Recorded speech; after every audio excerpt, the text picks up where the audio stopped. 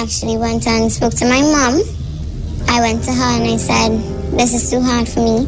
I'm going to drop out of school. And I'm telling you because I think that I need to. And she said, no, you shouldn't. I said, why not? How am I going to get money to go to school? How am I going to get money to afford school materials, school supply, and also be able to take care of myself? I wanted to finish school. I never had the idea of dropping out of school.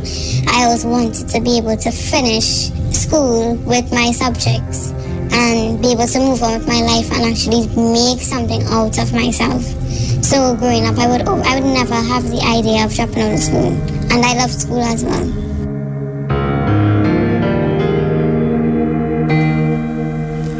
Scouring the newspaper for job opportunities, Sarah found something that interested her. The interview question surprised the teenager, but she naively accepted the job at a bar, not considering the possibility that she might eventually be coerced into sex work. When I left school, well, I started to do job hunting, and I ended up finding somewhere that stated that they were doing carnival costume promotions, and I was always interested in like modeling. So when I saw it, I thought that, you know, it's an opportunity to build myself, especially in the modeling career. And I went to the interview, and that's when things started to go left. So what was the interview like? Where was it? Office building or? It was at a house, but the house, you can tell that business happens there due to the fact that there's an office and the way everything is set up. So it wasn't anything fishy or anything like that. At the time, it had 2 females in the house and another person who came to be interviewed as well. The interview, it started okay. Questions about if I ever did promotions, if it is I am into modeling, and then I was asked if I'm willing to do adult entertainment. Now at 15, I don't know what is adult entertainment. So I'm like, what? And he's like, well, you know, being able to please men. And I said, no, I'm not interested. So he offered me a job as being a cashier at a bar.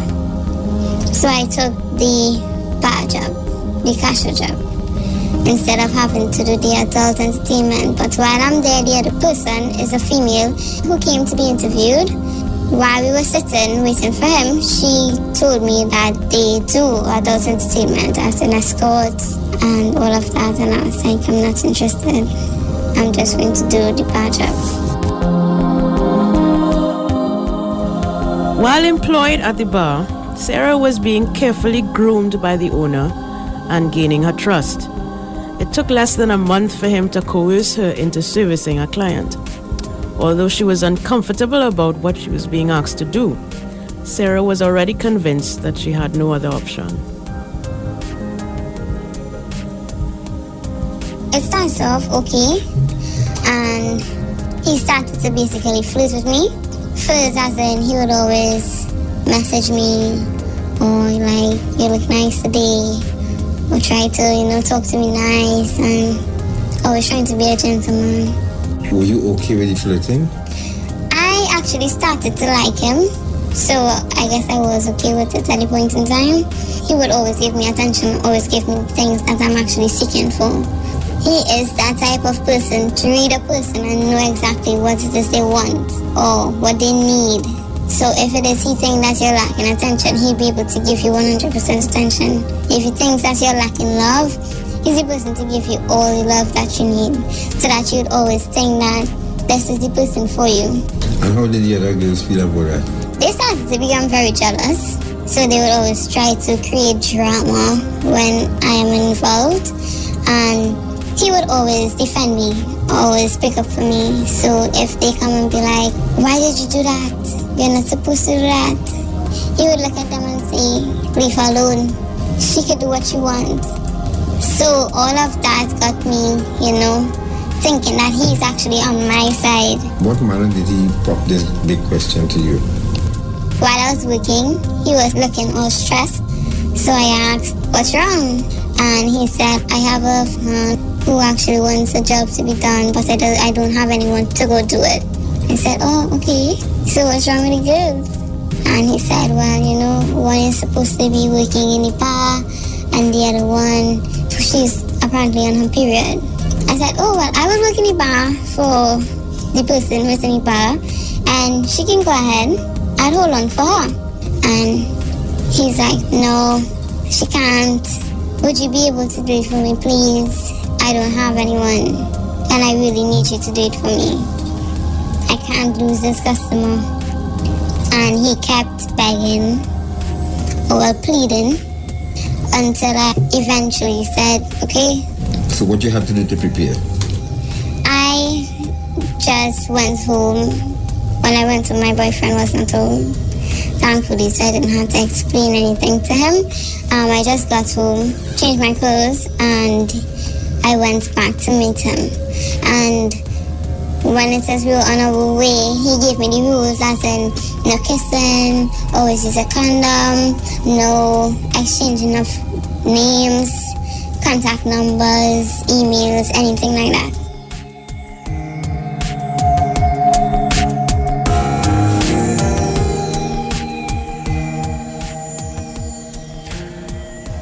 Stay tuned. We'll be back with more of Sarah's story after this short break.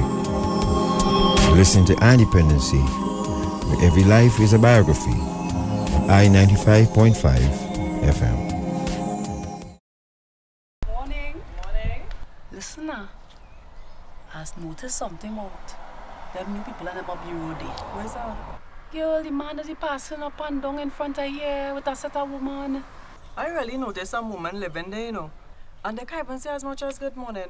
Well, listen now. I wonder if it's human trafficking. You think it's that? So, how can you spot and identify perpetrators and victims of trafficking? Many victims are found living and working together in the same place and sleep in shared and inappropriate spaces. Victims work excessively long hours. They often sleep in the daytime and work long nights. They are often escorted everywhere they go and may appear to be malnourished. They may show signs of physical abuse, drug and alcohol use, and may also appear withdrawn, fearful, or intimidated. Victims who are migrants are often not in possession of their identity or immigration documents and have irregular immigration status. Perpetrators can be male or female and may appear to be managing or controlling the victims. And they may even at times appear to be the victim's best friend, boyfriend, or employer. We are the Counter-Trafficking Unit of the Ministry of National Security, Trinidad and Tobago, safeguarding human life.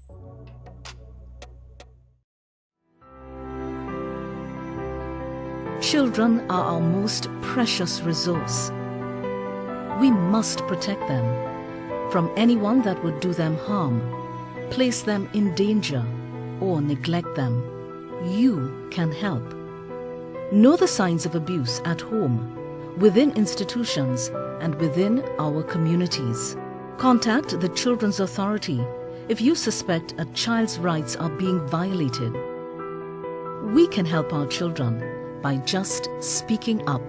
To find out more, contact the Children's Authority at 996. The Children's Authority, caring, supporting, protecting. On Dependency with Garth and Natasha. Reality radio, at its best, where every life is a biography. Sundays at 10 a.m. and exclusively on I-95.5 FM. And streamed live on the Eye on Dependency Facebook page and YouTube channel. Same with us, folks. We apologize for the break in transmission. You all know how this goes, right? Yes. It's be running smooth, and then one just like that, connectivity is gone. So, but we back up now on YouTube and Facebook. And for those of you who would have missed some parts of it, you know what you can do at the end of the program.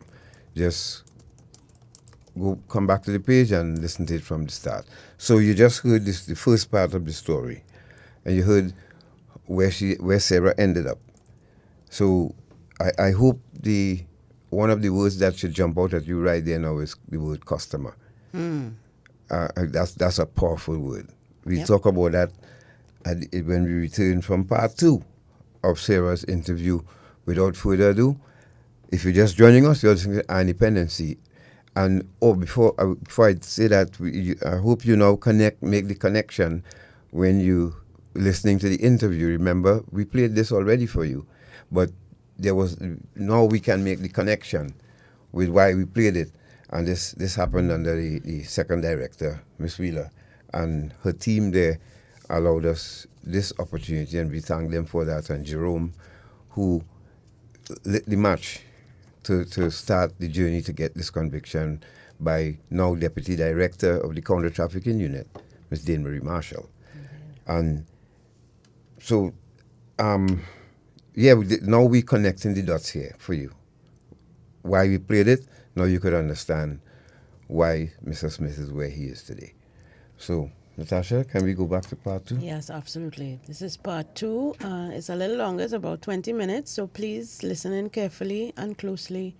And this is the meat of the story, really. This is where Sarah was well and truly in Mr. Smith's clutches.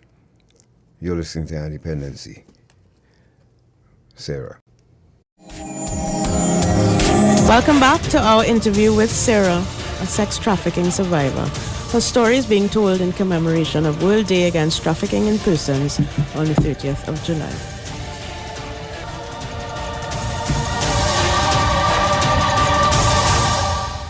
Sarah tearfully describes her experience of having sex for money. She was afraid and felt disgusted afterwards, but her pimp was even more attentive and caring, lulling her into a sense of security. She also had to hide her distress from her boyfriend, who knew nothing of the teenager's new profession. He took me to the hotel, so he took me to meet the client. And when he met the client, they exchanged words, greetings, and then the client would have given him money, and then he would have come back to me and hand me condoms. And at that point in time, I was ready to change my mind. I was like, I don't think I could do this. And he's like, but we're already here. Do it, please. Like, I really need you to. So I was like, okay.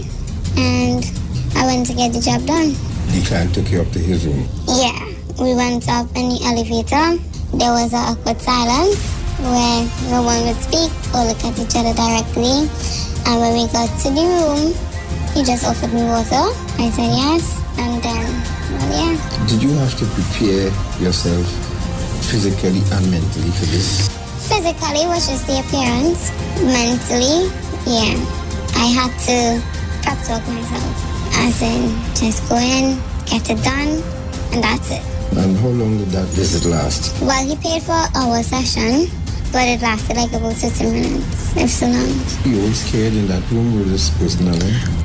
I was terrified because you don't know the person is a stranger. I had all those thoughts. What if he tries to kill me? What if something goes wrong? What if I do something he doesn't like? So it's the first time all of those questions were going through my head. What was partying like? Well, it was his hotel room. So when we finished have sex, I just took a shower. And while taking a shower, I was so disgusted with myself due to the fact that it was nasty. I just never looked at myself in that type of way. I was in the shower, I cried. I didn't even want to touch myself while bathing. But I eventually got hold of myself and came out and dressed myself and left after. Did he come pick you up? Yeah, he did. I called him after and he came to pick me back up. So leaving that hotel room, walking that corridor, going to the elevator, and what were you thinking then? Walking out, I was ashamed. Because in my mind, everyone just knew what I did. When he picked you up, what was the conversation like? His first question was, how was it? I said, well, it was terrible. He said, what do you mean? What happened? I said, well, I just had sex with a stranger for money. And I feel very disgusted with myself and I started to cry. And he held me and hug me, and it's like, it will be okay, it's alright. I'm like, no, it's not going to be okay. Like, this thought is going to be in my head forever. And he held me, and like for the next week or so, he would treat me very special, even more special per se. You got paid from who I should describe as a pimp? After that week, I actually got $5 extra for that job. Still keeping in mind that you have a boyfriend who didn't know this happened. Did you go home or was planning to go home and let him know? I went home, but no, I didn't let him know. I couldn't let him know. Due to the fact that I was living by him, and if he knew I was scared, that I would have had to go back home, or I wouldn't have anywhere to go at all. And not only that, but he already did so much for me, as in helping me out with school and everything. I felt like I would have been a huge disappointment. And I just didn't tell him anything. And he would see something was wrong that night, so he'd keep asking, what happened? What happened to you? Why are you acting like this? And I keep saying, nothing. I'm okay. And that night, I couldn't even sleep properly. I was very, very uncomfortable. It was one step into another. So I would tell myself, probably if you weren't so vulnerable at that point and agreed to do it, then you wouldn't have end up in a situation that you would have been in. Soon, Sarah's integrated into sex work full-time, moving out of her boyfriend's home, starting a sexual relationship with her pimp, and working as often as twice a day. We reminded that Sarah is still a teenager whose job is taking a toll on her mentally, physically, and emotionally. And what was the relationship like with you and who I should describe as the pimp? After that, he got closer to me, and a night where my boyfriend wasn't able to come for me, I slept at his residence with the other females. He gave me my room, and he stated, this could be your room, you could move in, you can live here, you could stay if you want. I said no. So I ended up sleeping there that night, and he would have come in the room and lie down with me, and we would have talked for a little bit, and then he would have started to hug me and kiss me, and eventually we had sex. How did it start to affect you now? What started happening? I started to go hopeless. So my boyfriend would hardly see me, and I would hardly communicate with him. So he started to question it. And I would always say, well, it's nothing. It's just that I find it easier to stay down there and go to work straight, and always give him some lame excuse. And my clothes would start moving in piece by piece from my boyfriend to the house. And eventually, I just asked my boyfriend to go on a break. Do you think immaturity there too would have played a role in you making that decision? Yeah, definitely. Due to the fact that I was feeling so protected and feeling like I found someone that would have been able to take care of me and to meet all of my needs. Yeah. Did your boyfriend just give up, or he tried? He didn't give up easy. He tried a lot. Did you understand his side of things? I did, but at the same time, I felt like I needed to put myself first. He probably would have been hurt. He was, and he expressed that to me. Was it too that you were exposed to the bright lights? That was exciting at the beginning. As opposed to his normal day-to-day routine? Yeah, me having to come home, cook, wash, clean. The other life would have been me being able to enjoy myself, or being able to drink or party or going around, coming around, doing things. How did it progress? Yes, it led into doing more jobs. First job led into another, and the other led into another. And it kept going like that until my body started to basically malfunction, because it was so much pressure on me as a new girl. Not only from the other females, but when clients find out that you have a new female, they always want the new female.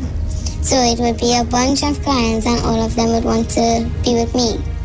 And my body started to react to it, so I would have lengthy periods. How many times a night or for the week that you would actually have to service a client? So at the beginning, he would have stated that he would give me a light number of clients due to the fact that, quote unquote, I didn't come here for that. So he would give me like 2 clients per week, and then eventually start to grow and grow and grow. So how many? The most I would have had to service is like 2 persons per day for like 3 days per week. What is it like really being in an environment like that? The first thing I would say is that it's not healthy at all. Whether it be spiritually, mentally, physically, it's not healthy. It would bring you down. It will draw you down. That can start to take a toll on you, as well as you start getting a low self-esteem. You start getting very depressed, because especially due to the fact that before going with a client, I would have to drink a lot of alcohol or smoke a lot of weed in order for me to actually prepare myself to go have sex with a stranger. So everything started to take a toll on me physically and mentally. My self-esteem was so low to a point I couldn't even look at myself in a mirror. Every time I would finish with a client, I'd be so disgusted.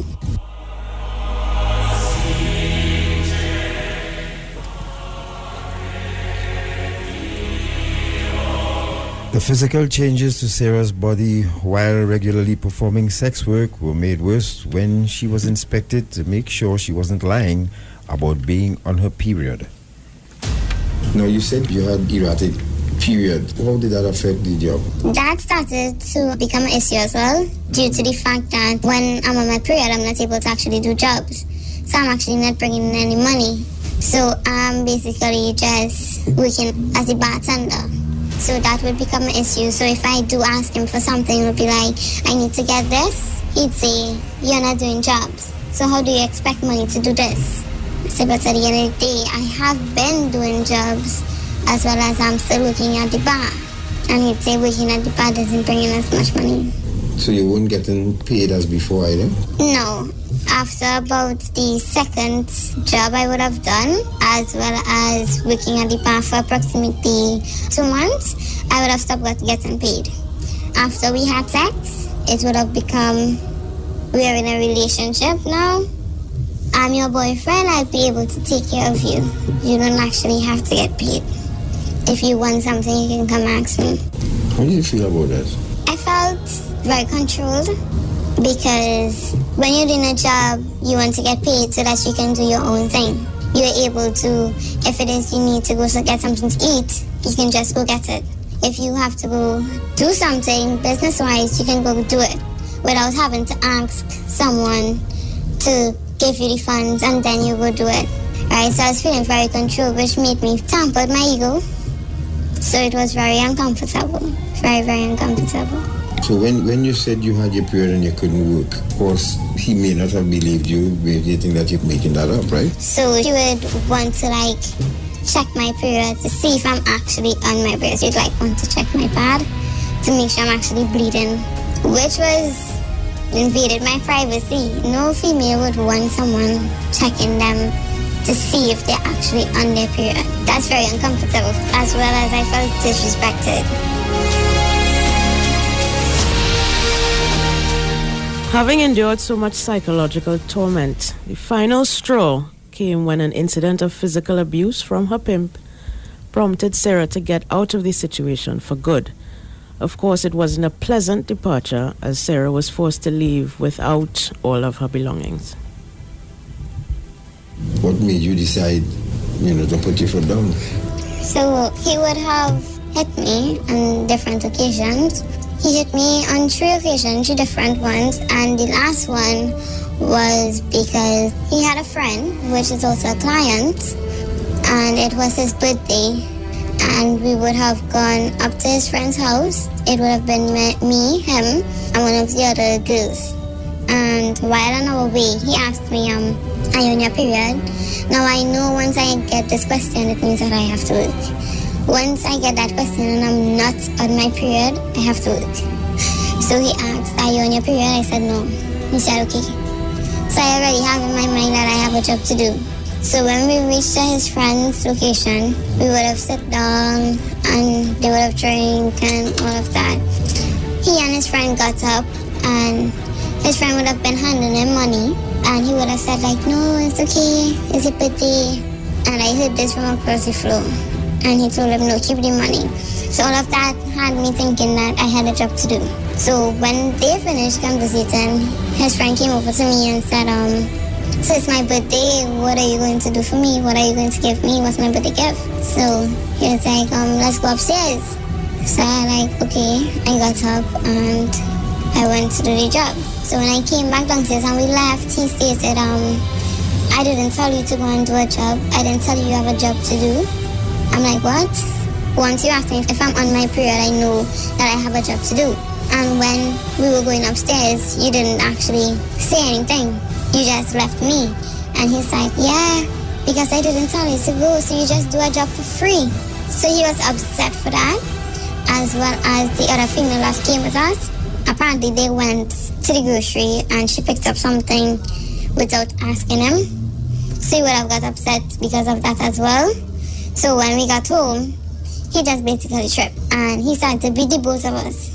Like he used his hands, punching, kicking, pelting us into the wall, in our face, cuffing us up. And that was my last show because I was going to class at the point in time and the next morning I had an exam. So I could miss my test. And when I got up the morning, my face was black and blue. Swollen. My eyes was really small. I couldn't even see properly. But I couldn't miss my test.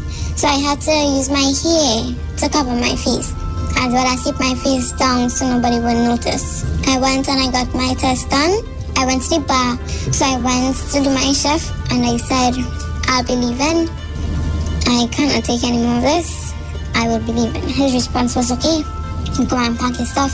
So I went up the road and I started to pack. He came and he started to beg me to stay and started to cry and started to like unpack my stuff. And even after I finished packed, he would have started to unpack it and ask me to stay and all of that. I would have had a pup that was there as well. He took my pup away from me, my puppy. He took my pup away from me so I couldn't leave with my puppy. So eventually you relented and allowed you to leave? No, well, it was like about 4 garbage bags. I could have only carried one at a time. So he said, if you leave and I close this door, you're not coming back in. I said, I don't really want to come back in, I just want to get all my stuff. And when I left with the first bag, he closed the door. So all of my stuff stayed there and he wasn't opening the bag. So I just left with the one bag I had and I went home. Were you relieved to be back home? I was.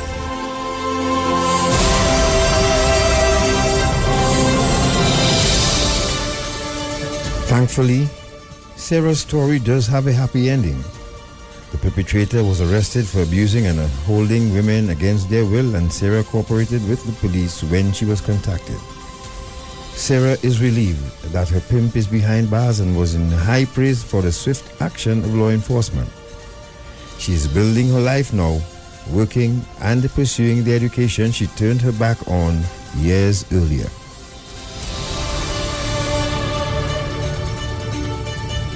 How did you make that transformation now from being on your own to going back to a house with lots of brothers and sisters? I was actually happy because when I was up there, I would hardly see my family. Most of the time, I'd just be working. So within a 3-month time frame, I'd see my family probably twice. So I was happy to be around them all the time, get to know each other more or well better because everyone changes. So I was happy, and throughout that time frame, he kept calling, and when I wouldn't answer, he would just show up, and he would come and he would be begging and asking me to make back, and eventually all of that stopped when he got arrested. So how did it all come crashing down for him? He was arrested for having females captive against their will, and that would have happened when I would have left. One of the females that would have been staying there as well, she would have left about 2 weeks after me, and so he basically only had one other permanent female. The others, they would work as well, but they would come and go. Just come do their job and go. But it's 3 of us used to actually stay there. So only one person was left, and he had to get other females to get the job done. And at that point in time, Venezuelan females, they had now started to become plentiful in Trinidad, or wanted by Trinidad men. So he found it necessary to hold 2 Venezuelan girls captive against him. And at the time they were screaming and crying because apparently they were getting beaten, and the neighbors would have called the police. So how do you feel now knowing that this pimp is behind bars now? I feel relieved to see the fact that there are lots of females, vulnerable females out here. A lot that is trying to always make a quick dollar, or a lot that is just trying to get bills paid. And when people like him see people that he can prey on, he will pull them in and use them to bring in as much income as possible. So that is a big relief to me, because I have sisters as well, and I don't want someone who actually knows what young women want to be using them. This would show as well that our law enforcement officers are on top of this and working assiduously to bring these perpetrators to justice. Yeah, they worked on it really fast. They found out about me and they contacted me in less than a week. And after they contacted me, they would have started their investigations and interviews and everything like that, and everything to me happened fast. When you went back home, what did you decide to do with your life? I started to work at a grocery.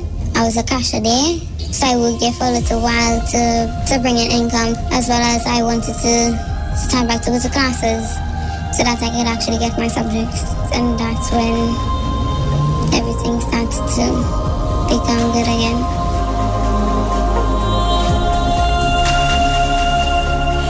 We'll be back after this short break, but stay tuned to hear about some of the things that Sarah has learned from this harrowing experience. Stay right here on Eye on Dependency, where every life is a biography on I-95.5 FM.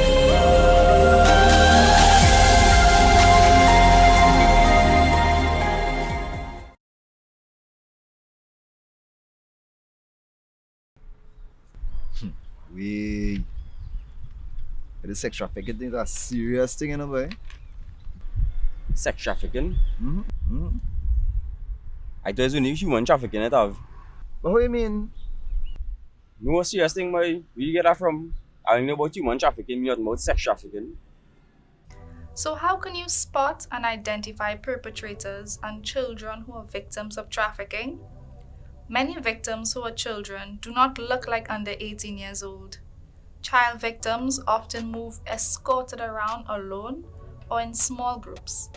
They also live in shared and even packed rooms and have very little clothing and belongings. Child victims are often seen with adults who are not their parents, their relatives, or their caregivers. Migrant children are often unaccompanied and separated from their parents. Child victims are often engaged in work that is not suitable for children. They are often deprived of their freedom to go to school, to play, and to enjoy being a child. Perpetrators have unexplained sources of income and possessions. They are businessmen and businesswomen running legitimate and illegitimate businesses. Perpetrators may appear to be the victim's friend, boyfriend, close relative, or employer. We are the counter-trafficking unit of the Ministry of National Security, Trinidad and Tobago, safeguarding human life. Parenting is a tough job, and often parents choose corporal punishment to discipline their children. Too often there are reports of physical abuse where parents have crossed the line.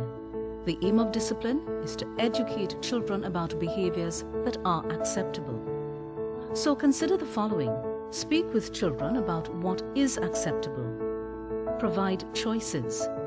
Make rules appropriate to the child's age and stage of development. Firmly say no, or withdraw privileges for a short period of time. Remember, child abuse can be prevented. If you need support, call the Children's Authority hotline at 996. The Children's Authority, caring, supporting, protecting. Eye on Dependency with Garth and Natasha. Reality radio, at its best, where every life is a biography. Sundays at 10 a.m. and exclusively on 95.5 FM. And streamed live on the Eye on Dependency Facebook page and YouTube channel.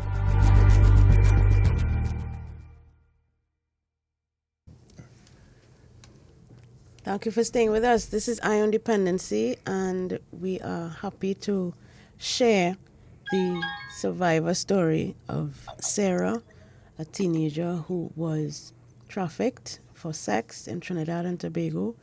And hopefully you will connect the dots between the news item that we read at the top of the program, which spoke to the accused and convicted human trafficker Anthony Smith, who was the perpetrator in Sarah's case. And once again, we apologize for the breaking transmission. Yes. Some of you still experiencing. We don't know what's causing it, but let's hope it builds again. Welcome to those of you on Facebook and YouTube. We thank you very much for your loyal support and continued support for us. Now with us, we have the Deputy Director of the Counter-Trafficking Unit, Ministry of National Security, who not only deserves accolade as that, but as the officer at the time who laid the charge for this now famous and infamous, for want of a better context or another context, from this case and the outcome of it. So we thank you very much, and we welcome Deputy Director Lane Marie Marshall. Good morning, ma'am.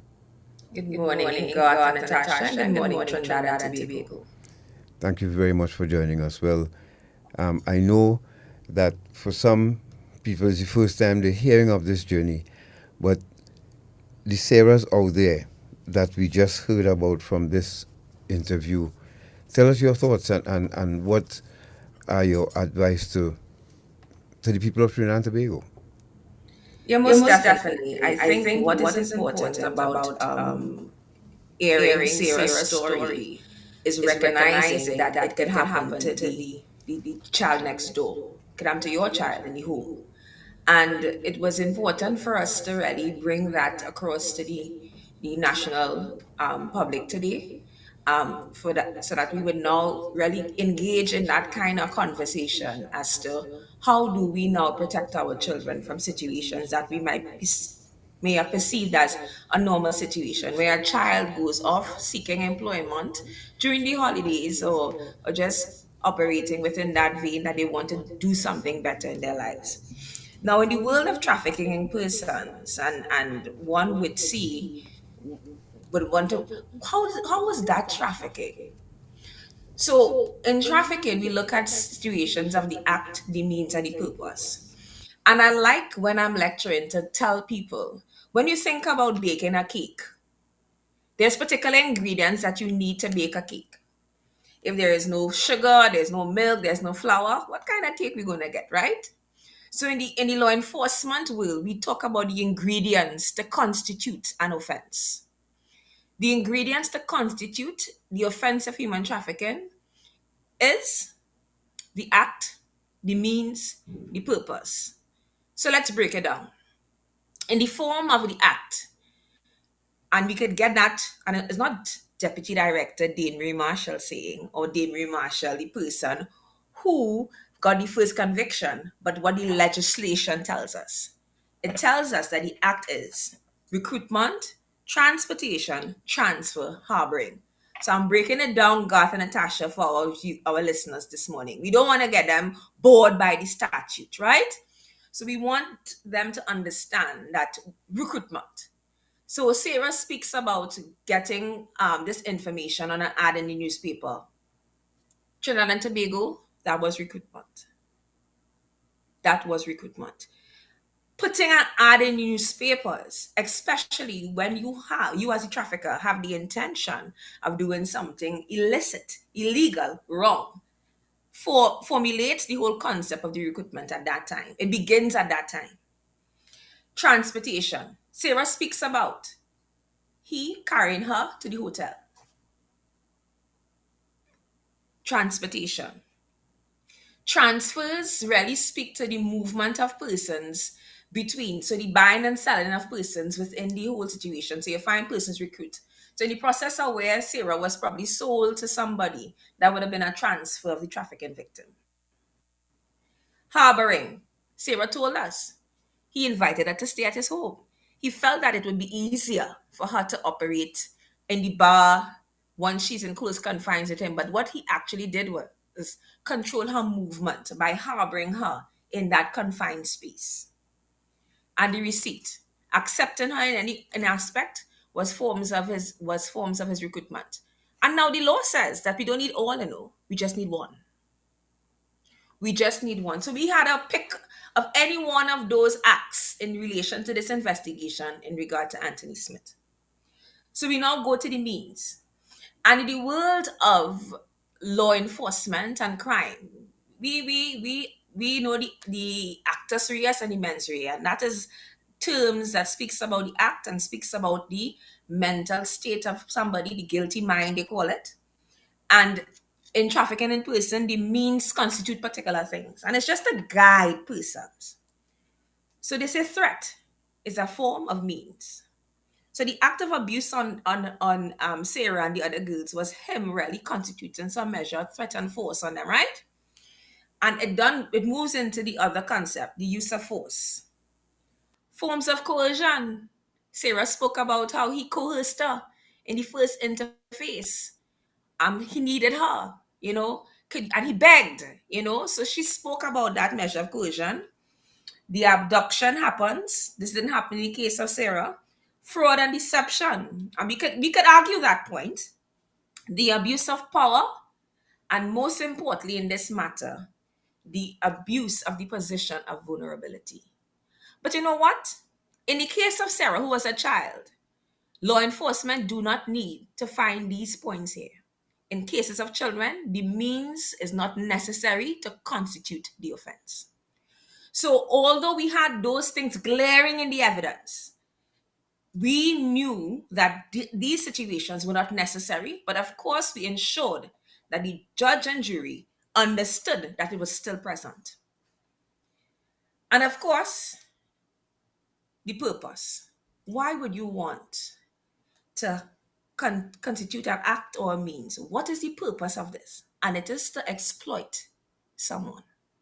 And we have different examples of exploitation, sex exploitation, as in Sarah. But I wonder if you all really thought that Sarah was actually exploited labor also, because she speaks about not being paid while working in the bar. We got that at all from Sarah's conversations? Yeah. So we have some labor issues there kicking in, because Sarah speaks about not being paid after it was somewhat commensurated as they're in a relationship. But how is work with no pay? That's not work. It's just work alone. Huh? Slavery. That's right.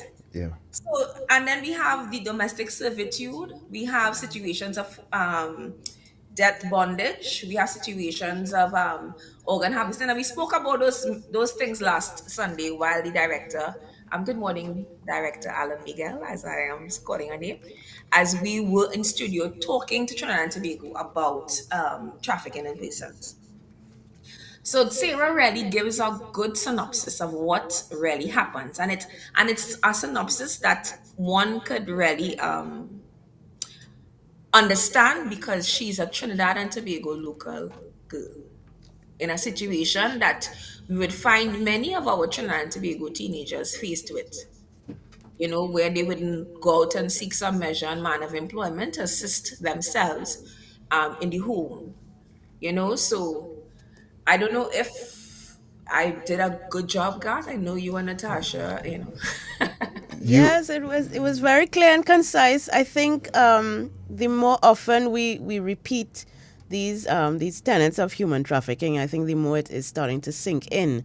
But we did have a question on Facebook. I think maybe it requires a different kind of explanation. But somebody's asking, so if someone who is a pimp, for instance, in the sex trade, how is that different to trafficking? I suppose it is the purpose for which the person is trafficked would indicate the kind of work that they're expected to do. But Deputy Director, can you speak to that? Natasha, say that question again. She's asking whether the I don't want to say profession, but the occupation of a pimp, so someone who is receiving money for the exploitation of women for sex, how is that related to trafficking? How is it different? No, we somehow or the other, we as a world, as a country, believe trafficking is something that just popped out of a box about a decade ago. No, it's not. When you look at what the offense speaks about and what pimps do, and in relation to the exploitation of persons' sex, and the fact that persons may indicate that they are not paid, or if they are paid extremely minimal, that is trafficking. But we have somehow or the other adopted a concept in our minds that a pimping situation is what it is, a pimping situation. It's not separate and apart, Once the evidence is there to lead to a position of trafficking in persons, a pimp can be charged for trafficking in persons. And ma'am, we go back to the word customer. Remember when you said to her, yes. hey, I cannot lose this customer. What do customers do? Purchase. And That's right. you sell customers a product or item. Yes, or a service. Or a service, sorry. That is provided by Yes. somebody against their will, so to speak. If they have been coerced or threatened into it, then it's against their will. Definitely. The whole concept of, and I totally agree with you all, because you are now promoting or marketing a product. Yes. That's what customers do. Purchase product or or service. And that's what, so I hope that answers the question. Yes. To the inquiring blogger there on Facebook. But ma'am, some of the things that comes with this too, and we thank God that you all did the care at the time, and I want to say, to Sergeant Mills and Jerome and all of the past, the old guards, I should say, because she spoke of addiction, and I could imagine for a young lady out there, she had to numb herself. That was a way to cope. Yeah, and we find situations of that, and as we speak about Sarah and Sarah's journey, moving away from that life, and when we found her, I would want to pay homage to Omati Serju, immigration officer, because at the time she operated as an authorized officer there, and as the immigration officer, she really didn't have much of the investigative prowess that we had at the time, because it was intensified and we had to move on the evidence, right? And she more or less took Sarah under her wings, taught Sarah how to cook meals, and really showed her that loving attention. ASP Haynes brought about a father figure to her. At that particular junction, you see, speak about it, she has never really had anything as such as a father figure. And you would recognize that he has done a lot of things for her, because she would from time to time communicate and ask me, how is he doing? So whatever that little time that we interacted with her when she was in our care and custody, he played a particular role in her growth and development in relation to how do you operate with a male figure, So these are persons that I would want to pay particular homage to this morning. Sergeant Nicole Andrews, she now operates out of the Child Protection Unit, and I mean, we really took care of her. I would say to you, this is the first time I actually listened to the entire thing in entirety, because I mean, so I listened to it this morning, and I heard her talk about us moving quickly in the matter. And in that vein, I would want to let Trinidad and Tobago know, Trinidad and Tobago Police Service, the counter trafficking unit, we are here to service the people. We are here to service the people at any interval where we, at any point in time, of the opinion that any crime of human trafficking or anything else is being bestowed on anyone and our children, we are there to start a fight. I think on Friday last, the counter trafficking unit directorate met with the Trans Authority, and that's because we are showing that we are ready and able and willing to tend to our nation's children, because our nation's children is the most vulnerable. Correct. And you see how they literally under fire these days too. Yes, you know, absolutely. ma'am, before we let you go, and we thank you very much for spending this time with us this morning. But it's, I know we're trying to make Trinidad and Tobago a better place. We cannot save the world, but we heard, and you can endorse, there are a number of Sarahs out there. What do you have to say to parents and families out there so that we prevent more Sarahs from coming to being? Parents, we need to have conversations with our children. We need to speak with our children. We need to spend some time and listen to how the day was. And we need to quickly analyze situations for our children, because a situation where a child, social media is alive and it's well, and the predators operate and they probe through social media, and we have to have those learned conversations with them. Sarah, well, we continue to maintain the Sarah, what is this job that you're telling me about? Where is this person?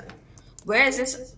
What is your intention? What do you plan to do? How many days of work do you intend to have? And those are the conversations that we need to have with our children. It shouldn't be that our child comes and say, Mommy, Daddy, I've gotten something, and I'll be operating from St. Augustine, and I should be working 9 to 5, and we don't have any questions. We don't know where exactly it is. If there's any situation, we don't know. Because we hear Sarah talk about in the 3-month span, she spoke to her family twice. Come on, right? So we need to continue to have that conversation, to communicate with our children. The only way that our children will be safeguarded from situations, you see, in Trinidad and Tobago, our culture is hide to protect. Hide the evils to protect our children, but the evils sorting them out. So you need to inform your children so that they will know how to treat with the evils when they come. So have the conversations, communicate. Ma'am? Before Yeah, you sure. go, no, I had another question, a similar question in that vein. That's that similar vein in terms of speaking to the Anthony Smiths out there, because there's a determined effort, it seems, by some people in society to continue this trade in sex, right? And to make it a thing. And of course, in the process of conducting this trade, women and girls are exploited. Could you speak to the Anthony Smiths out there who may not be in the business of trafficking women, but in the business of purchasing sex from these people? I'll say to you, and that would be down in the whole vein of the words that seem to bother God this morning in customer and client. Yes, the clients. The legislation have a place for you also. And if we find you, and we will find you, we will treat with you accordingly. You are facilitating the world's most heinous offense in human trafficking. There is a concept that some of these women are sex workers, but I want to remind Trinidad and Tobago, we don't have, that's not legal here, so we don't have sex workers here. The word sex worker does not apply to Trinidad and Tobago.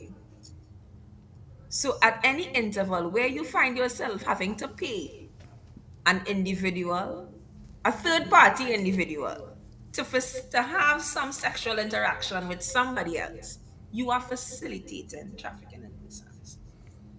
And I promise you, with this new directorate, it is our clear mandate to ensure that we eradicate the concepts of trafficking in Trinidad and Tobago.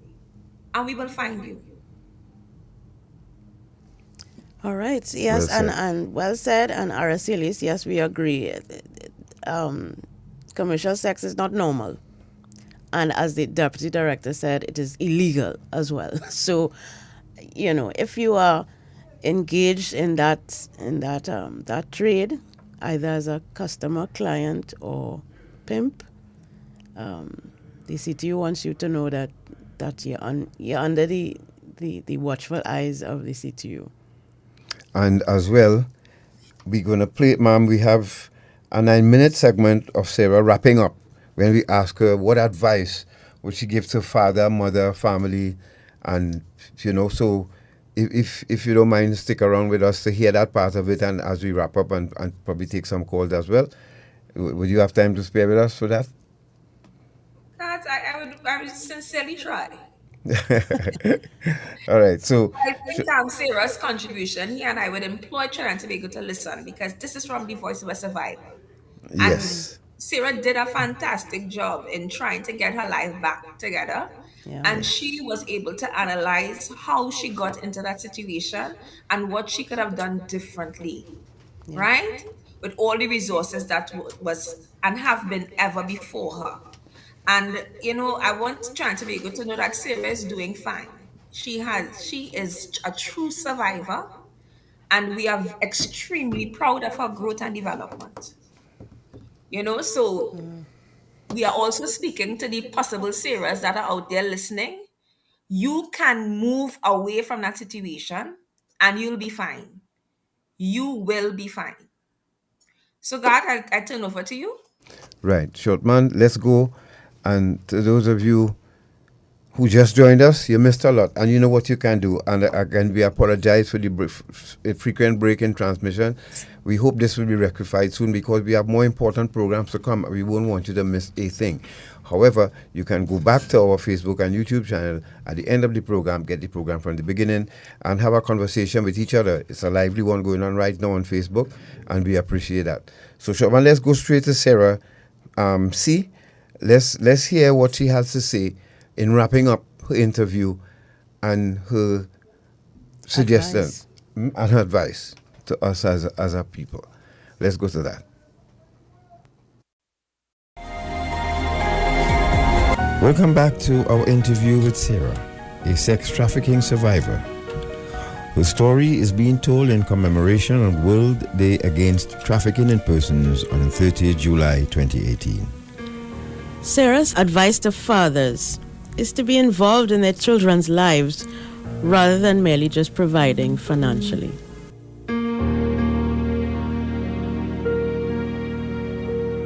So my advice to fathers, I'll start with fathers. There are lots of fathers out there that don't tend to their children. They think that just providing financially is enough.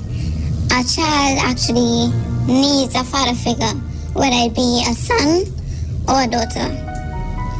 They need their father. Fathers need to be able to know what's going on in their children's life. Ask questions, be open. We understand that you might be old school, but this is actually the new school, where things are actually more advanced, more developed, so your children would be exposed to a lot of things, whether it be good or bad. There's the internet as well. The internet brings in a lot of information which could make or break your child. So you as a father need to be able to be that firm standing ground in your child's life, to build them, be the foundation. I always believe that a father builds the foundation in a child's life.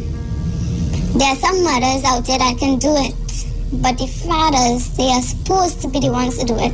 So they should be able to always be in their child life, know what's going on, be able to talk to them. Your child shouldn't be afraid to come and talk to you. Your child should always come, Dad, well, I was approached by this person, or Dad, here's what's going on. I think I like this boy, or you know? So that would be my advice for fathers. Tend to your children needs. Supporting them financially isn't actually being there for them. That's giving them what they want, but you need to be able to tend to your child.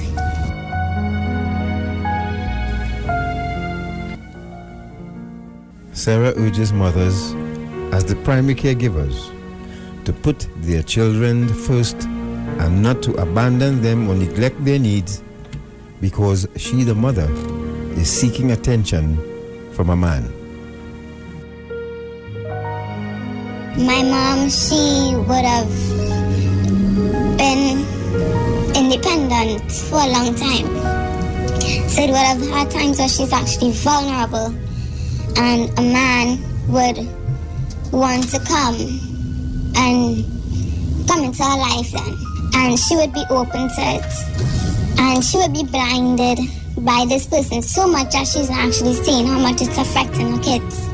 So as a mother, you need to be able to have your mind so strong, or build your mind so strong, that your mind or your main focus should always be your kids.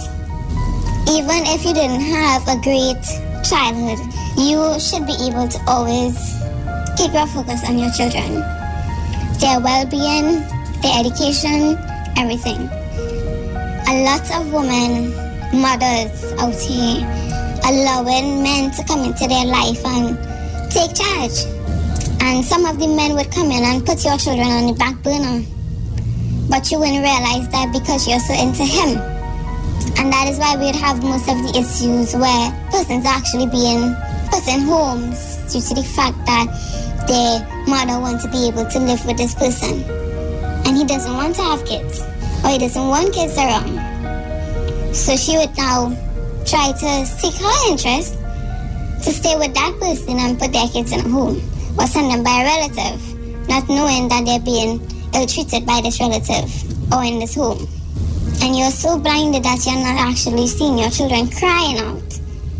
Most of the children right now that have issues when it comes to being angry all the time, always wanting to fight, always wanting to curse, is because their parents are not actually tending to their emotional well-being. Even if it is parents are not able to communicate or be friends, you should be able to actually work as parents, because a child needs both mother and father. And if it is one unfortunately dies, that other parent has to be able to pick up and still be able to guide that child correctly and be there for that child.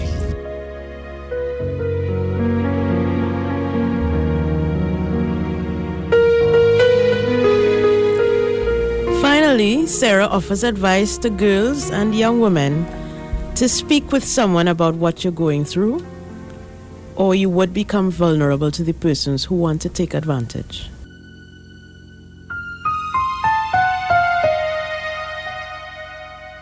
What would you say to young women out there who thinks life is running away and they need to get everything now? Take your time. Yeah, you need to take your time. We have to be able to go back to school and get our subjects so that we can make something of ourselves. Right? So, my advice to young women is to take your time. If you think that your parents are not actually giving you what it is you actually need, or they're not listening, try finding someone else. In the schools, they are the counselors now. Put it to use. In secondary schools, they are counselors. Put it to use. If you think that you're not getting it there and you want to do something, there is always an adult. It can have one of your favorite teachers. Miss, I need to speak with you. It's very important. And your teacher could probably try seeking help for you. Whether it be counseling, social services, there is always someone to speak with. And the flashing lights and the glam life and the life that everybody is seeing on reality TV right now, it can't be made in the blink of an eye. You have to be able to work to get what it is you want. At the end of the day, you know what you want. Those reality stars know what they wanted. And they worked in order to get that. Now not everybody is born with a silver spoon in their mouth. So when we're actually not born with that spoon in our mouth, we have to be able to put that spoon in our mouth for ourselves. But you have to be able to work hard. And the easy road looks so nice because it's shorter and we don't have to do much.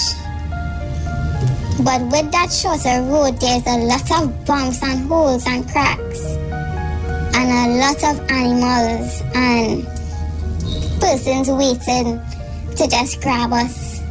So the shorter road is really hard because sometimes you go in and you never come out. I was fortunate to come out, but it have some persons that never made it out. They were probably seeing the light, but they never made it out.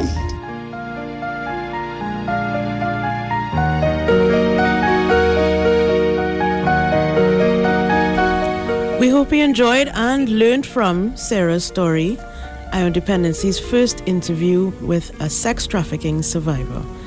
We share this interview in recognition of World Day Against Trafficking in Persons on 30th July.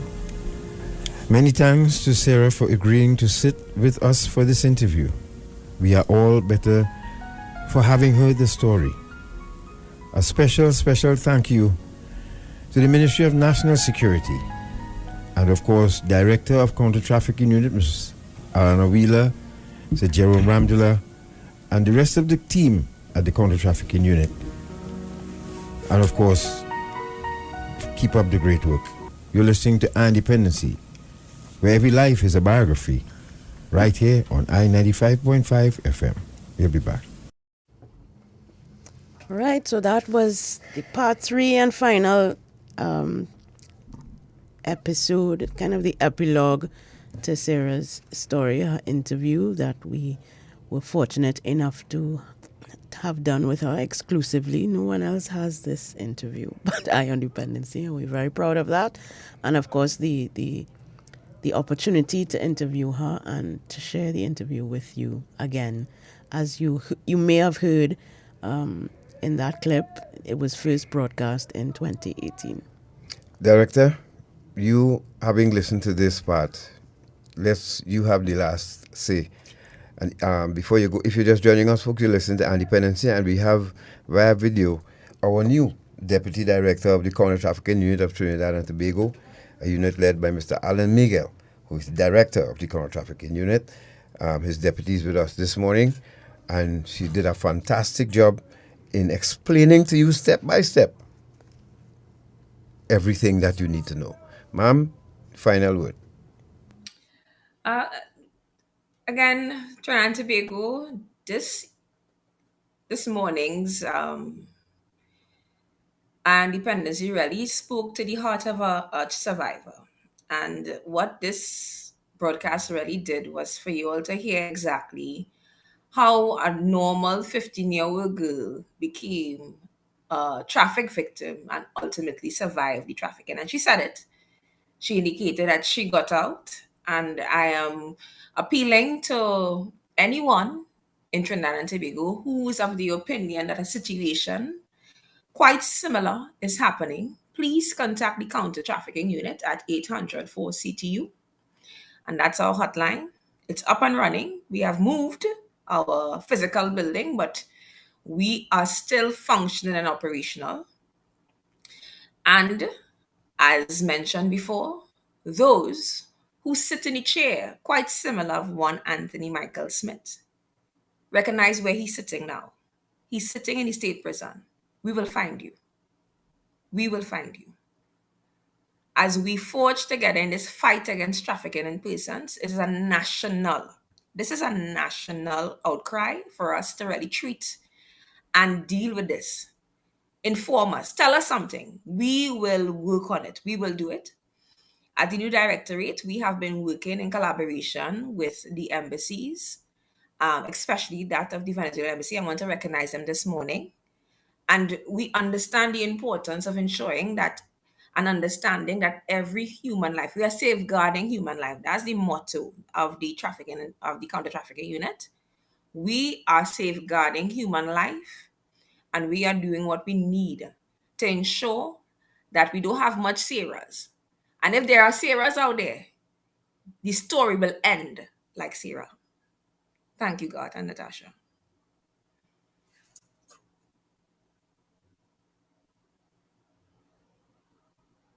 Not hearing, your audio is down, but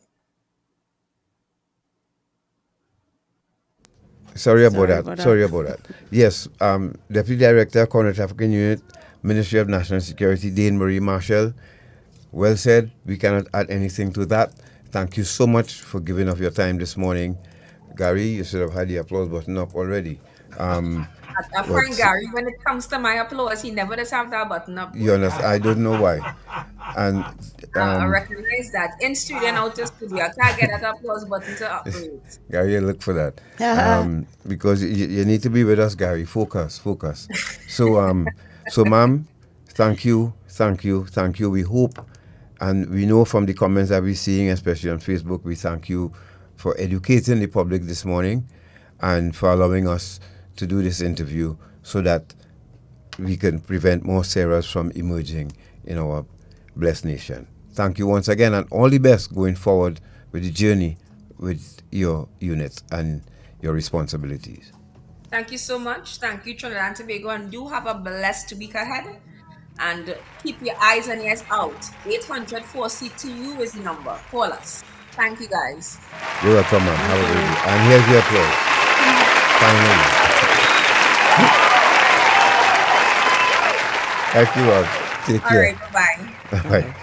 All right, folks, so there you have it. That was our little session and your lesson for today on human trafficking.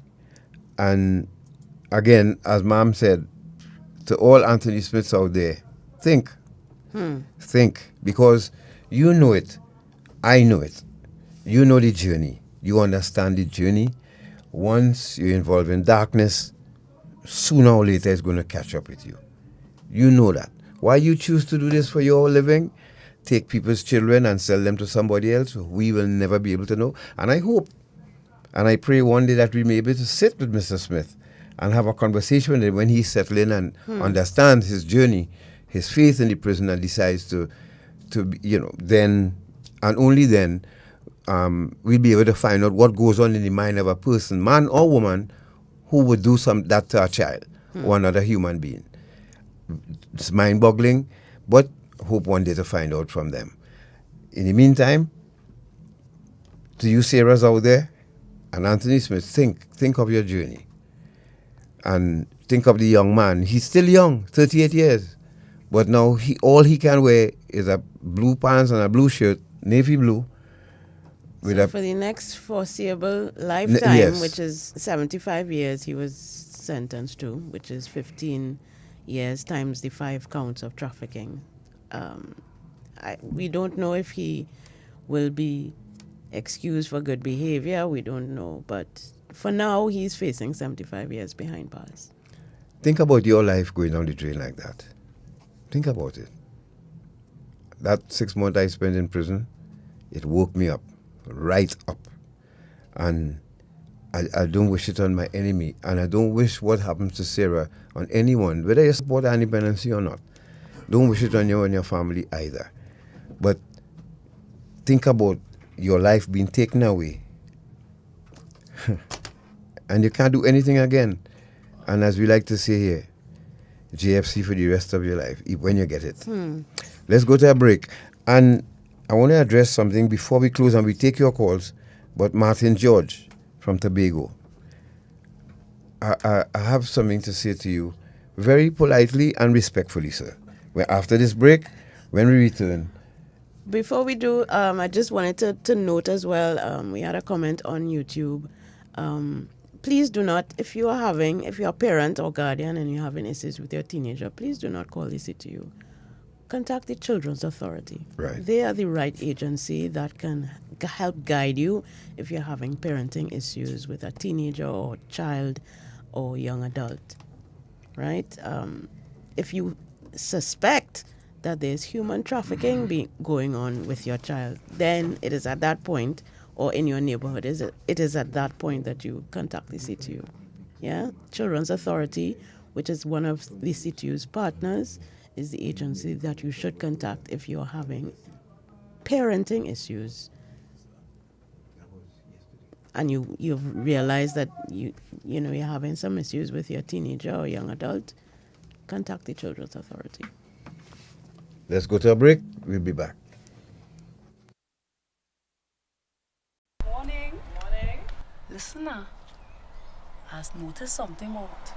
Them new people on them up the road. Where's that? Girl, the man that he passing up and down in front of here with a set of woman. I really noticed some woman living there, And they can't even say as much as good morning. Well, listen now. I wonder if it's human trafficking. You think it's that? So, how can you spot and identify perpetrators and victims of trafficking? Many victims are found living and working together in the same place and sleep in shared and inappropriate spaces. Victims work excessively long hours. They often sleep in the daytime and work long nights. They are often escorted everywhere they go and may appear to be malnourished. They may show signs of physical abuse, drug and alcohol use, and may also appear withdrawn, fearful, or intimidated.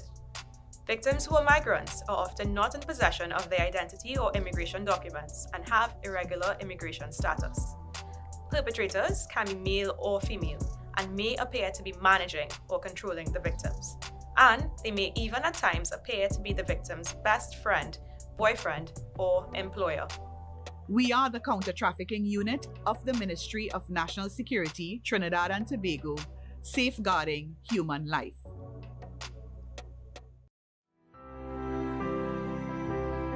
Children are our most precious resource. We must protect them from anyone that would do them harm, place them in danger, or neglect them. You can help.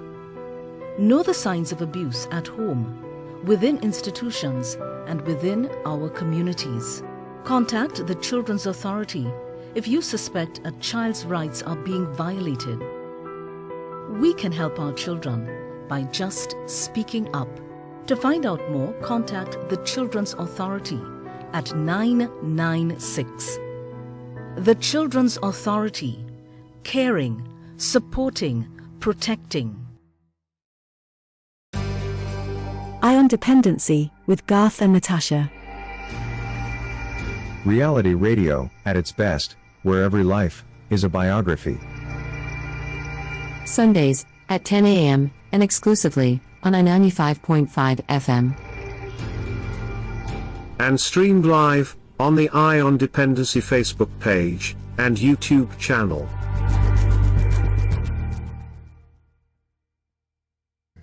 All right, folks. Thank you, Natasha. Thank you, Gary. Yes. Thank you to those of you who stay with us. We're going to take some calls in a bit, but I wanted to address something, and we hope you learned from what you heard this morning, folks. Indeed.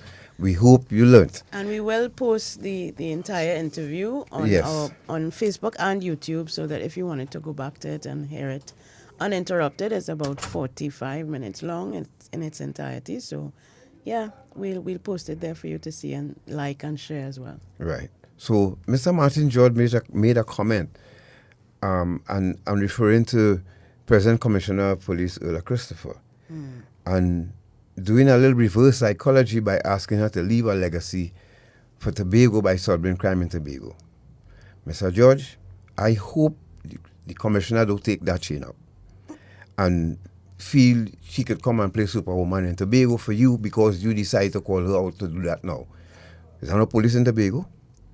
Now, where were you when Natasha and I, 15 years ago, and you're Tobagonian as far as I see, you didn't see the crack problem growing in Tobago, and I have not heard you comment once to the THA, who should have tried to leave more of a legacy than the Commissioner of Police, to get a rehab center built in Tobago. How long have we been talking about that? Is this commissioner now must come and wrangle the horse that already bolted from Tobago. How many years ago when we were warning you all these tables were about to burst? And everybody from Tobago told us, mind all your business. Mr. George, the chief secretary now, he should try and leave a legacy. The commissioner of police in Tobago, so-called, the person in charge of crime in Tobago. ACP Collins Hazel. Talk to them, not Earl Christopher.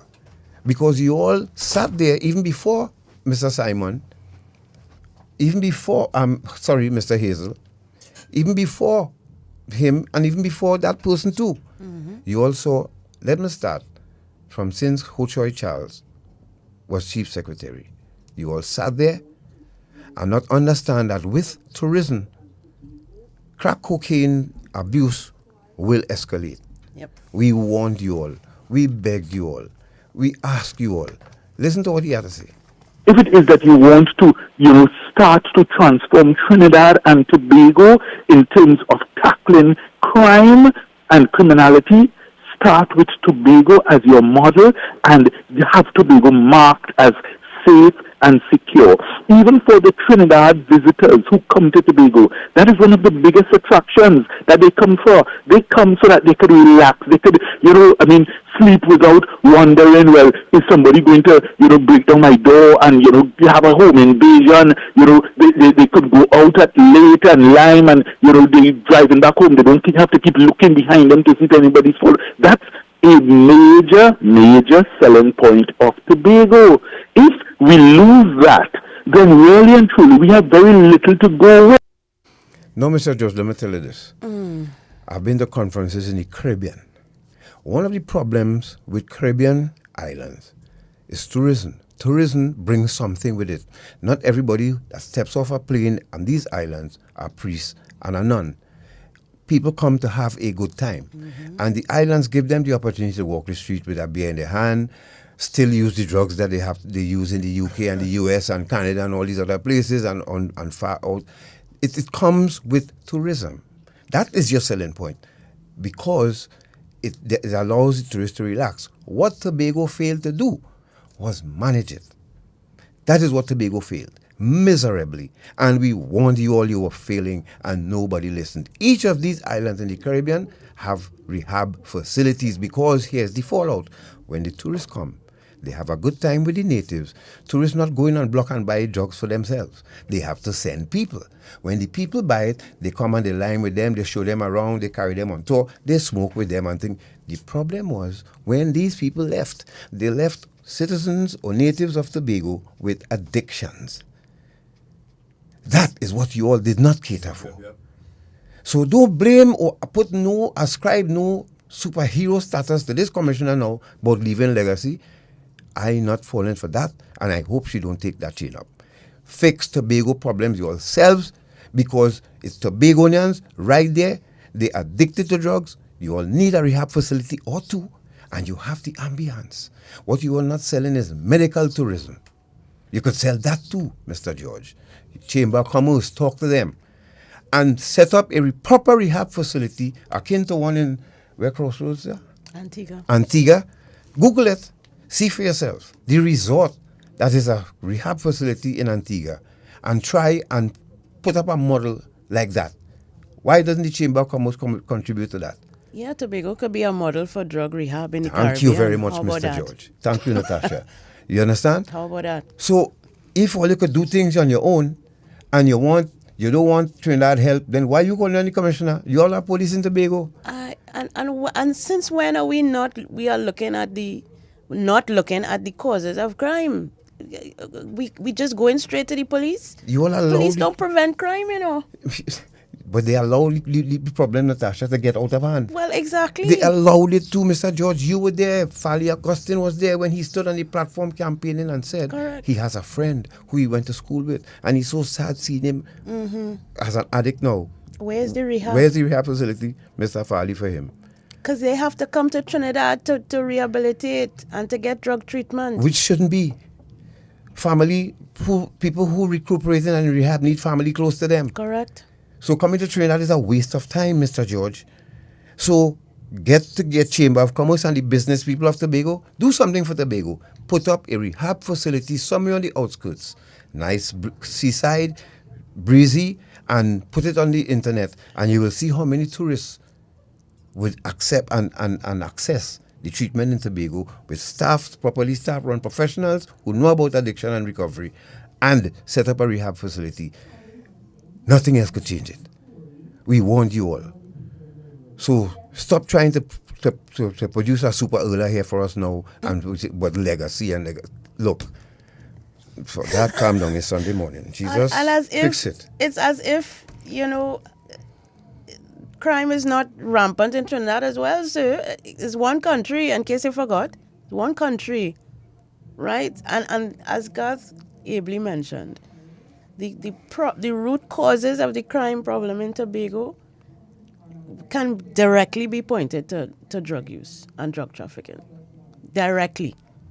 And as he also said, we have tried to address that, but it has gone untreated. So people who following home people now, it's people like me, but now they have gone. And now they're using the drugs that really nasty now. It's dirty drugs being sold out there. So they have to rob people, and that is what you're seeing before your very eyes. Take it or leave it. Fix your problems, Mr. George. Get the chamber involved, put up a rehab facility, and let's see how many other addicts we could prevent and how many we could save. Let's take, if we have time to get some calls, Gary. You look at Mexico, you look at how they create areas, Punta Cana, Cozumel, and other areas where they have done so. You look at Dominican Republic has lots of crime, but they've created Punta Cana as their safe area. Yeah, whatever. 622-3937 is the number to call. We'll take your calls now. If you had a comment on the Sarah interview or anything else, please shout us out. Mr. George, I'm sorry, with all due respect, I'm dismissing that outright. We gave you all the chance, and you were living in Tobago then. You said not a word.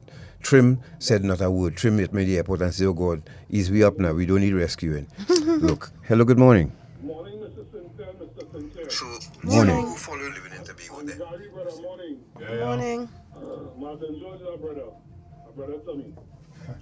But I'm God. I didn't know Tobago still have their rehab center. For 20-something years I've been listening to you all. I thought they built that up.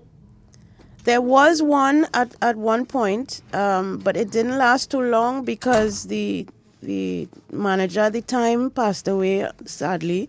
And since that happened, as well as that facility, when COVID hit, it was transformed into a step-down facility.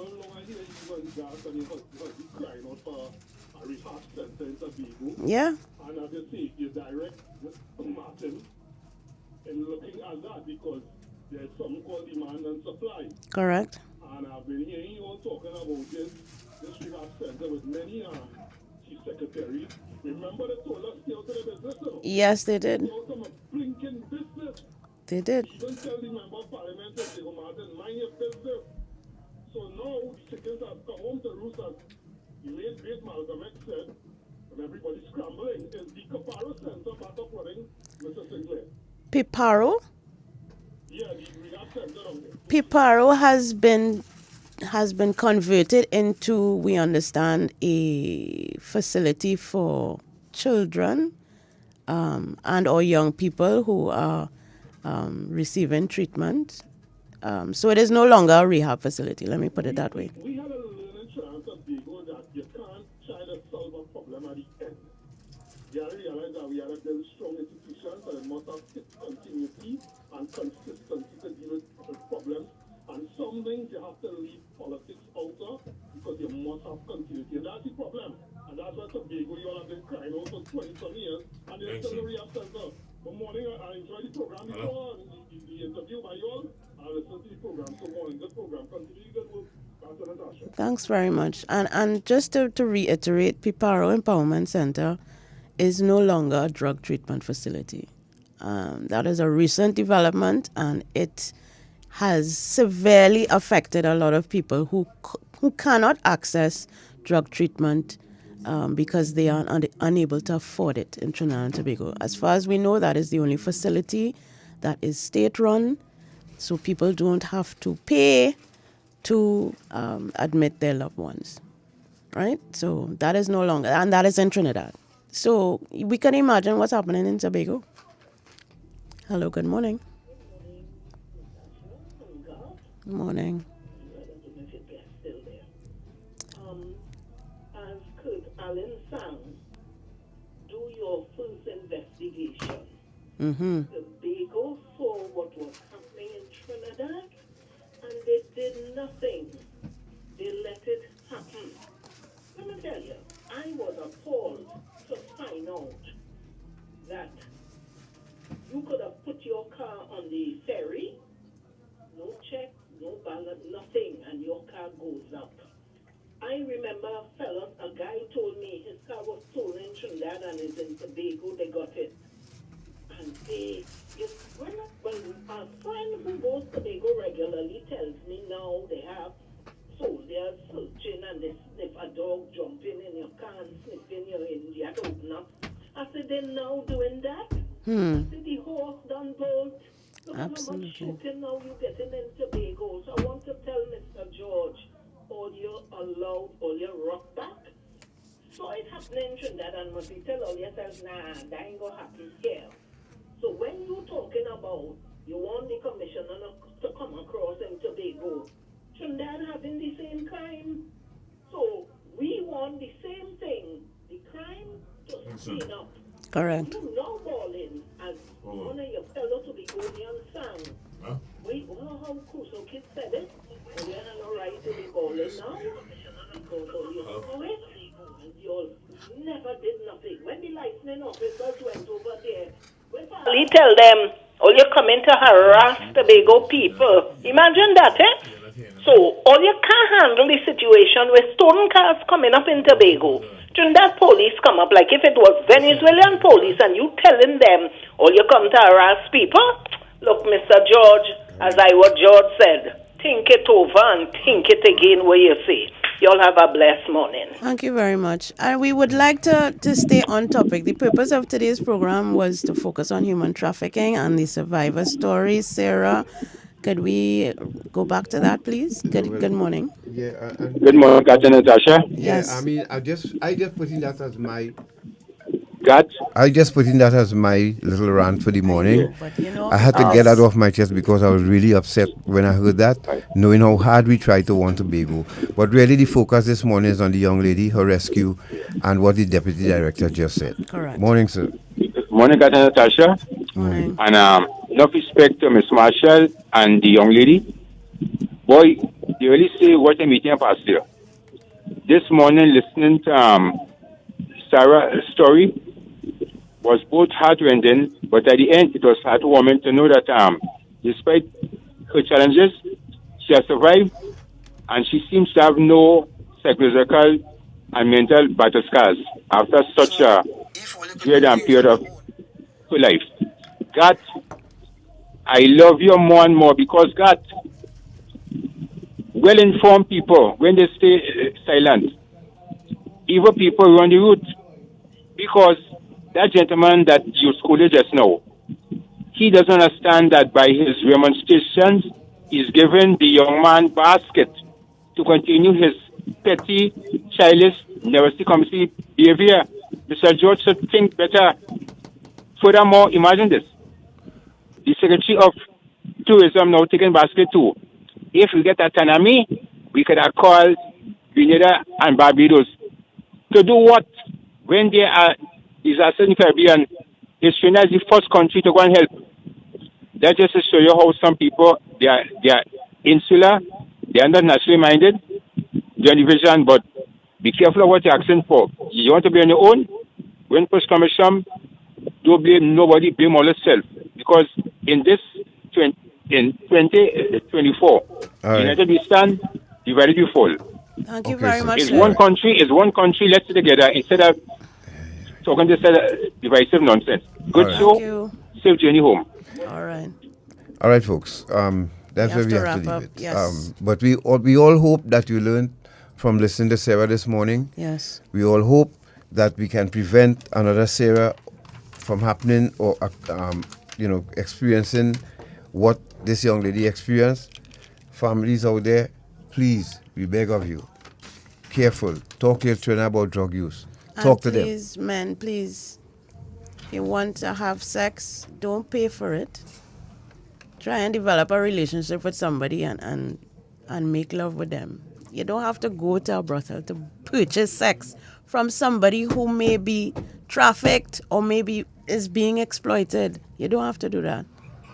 Think about it now. Think about it. And every time you go into that room with that young lady, I hope you see your daughter's face on her. Or Sarah. Or Sarah. Hear Sarah's voice. Or hear Sarah's voice. That's what we're going to do from Sarah to Sona. Next week, please God, we look at sex trafficking. This time in India. You would not believe your eyes. Yep. Take care. Major News up next with Mr. J.D. Knock. Good afternoon. Broadcasting from Port of Spain, Trinidad, this is the most influential name in radio. I-95.5. Live local coverage you can depend on. This is News Center 5 at noon.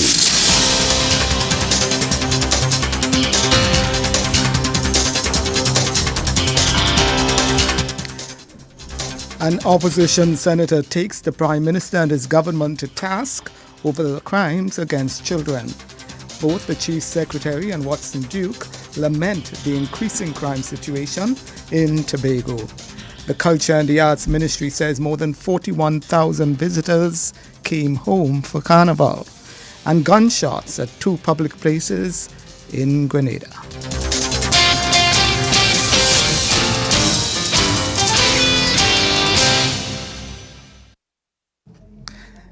Good afternoon, Trinidad and Tobago. With the news in detail, I am Dale Enoch. Our top story this afternoon, the government of Prime Minister Dr. Keith Rowley is being accused by the opposition of deliberately creating hotspots in some parts of the country. Senator David Naked this morning told a news conference the crime situation in the country is bad. He slammed the Rowley administration for turning a blind eye to the violence taking the lives of young children. Senator Naked said the so-called hotspots are the creation of the administration in power. That word. We in the UNC are against that word called hotspot. We are not stigmatizing anybody. These are areas that have been put in crisis by the PNM after 9 years, by the PNM after 51 years. Their constituencies that they have put in perpetual crisis. They are not hotspots. I go up to Lavantil to Picton every week to see my uncles. The Seaton family is still operating.